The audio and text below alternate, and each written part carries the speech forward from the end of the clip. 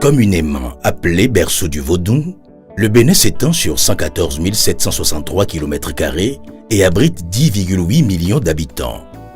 Alors que le pays a enregistré une croissance économique soutenue durant la décennie 2005-2015, le nombre de pauvres s'est accru de 5 à 5,3 millions de personnes.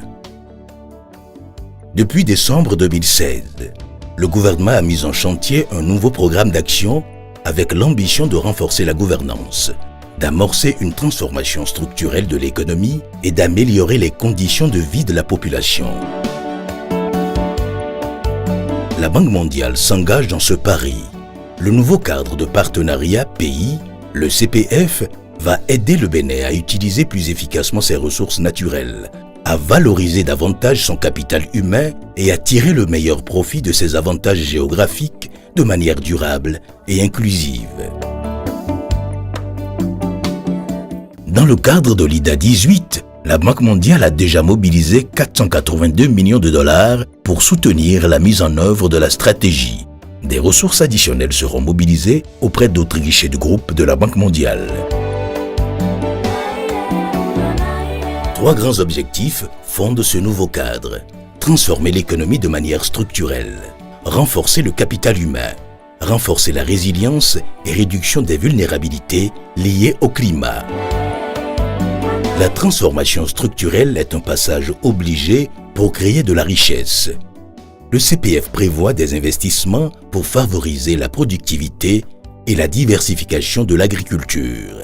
Il va également mobiliser davantage le secteur privé pour maximiser les financements en faveur du développement et améliorer l'accès aux infrastructures ainsi que la gouvernance dans la gestion des finances publiques. Grâce au financement de la Banque mondiale, j'ai pu développer mes activités. Moi, j'encourage la Banque mondiale à continuer par soutenir l'entrepreneuriat béninois. La Banque mondiale va investir dans l'amélioration de la qualité de l'enseignement de base, le développement des compétences, l'amélioration de la protection sociale, la santé et la nutrition et le soutien de l'autonomisation des femmes. Grâce à un appui de la Banque, notre pays a engagé une action vigoureuse qui couvre 40 communes du Bénin, plus de la moitié des communes. Et dans ces 40 communes, 280 000 enfants sont accompagnés chaque semaine. Leurs ménages, leurs familles sont conseillés sur des pratiques à adopter. Et les services de santé, d'agriculture, d'affaires sociales qui sont concernés par cette matière sont accompagnés pour que ces ménages reçoivent les services dont ils ont besoin pour adopter les pratiques qui permettent un développement harmonieux des enfants.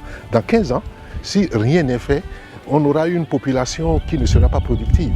Et le défi aujourd'hui, c'est comment faire pour que toutes les communes du Bénin soient impactées, tous les enfants du Bénin soient touchés, et qu'au-delà de cela, les communautés adoptent définitivement les pratiques qui permettent un développement harmonieux de l'enfance depuis la grossesse jusqu'à ses 5 premières années. Le CPF appuiera des actions destinées à renforcer la résilience des populations et à leur offrir plus de solutions pour lutter contre les menaces et les vulnérabilités liées au climat. Il inclut un programme régional de renforcement de la résilience des populations côtières, de protection de la côte et de restauration des écosystèmes du littoral. Selon les parties prenantes du développement du Bénin, le CPF est pertinent et répond aux besoins de développement du pays. Il intègre parfaitement les thèmes prioritaires de l'IDA 18, qui sont également des priorités pour le Bénin. D'ici 2023, le CPF aura permis d'accroître les volumes de transformation des produits ciblés. Près de 2 millions de personnes supplémentaires auront accès à l'eau potable et 125 000 personnes à l'électricité. 8 000 jeunes, dont 4 000 femmes, seront en mesure de créer, d'étendre ou de diversifier leurs activités économiques et environ 10 000 autres jeunes recevront des formations postsecondaires. Enfin, près de 18 000 ménages bénéficieront des programmes de filets sociaux de sécurité.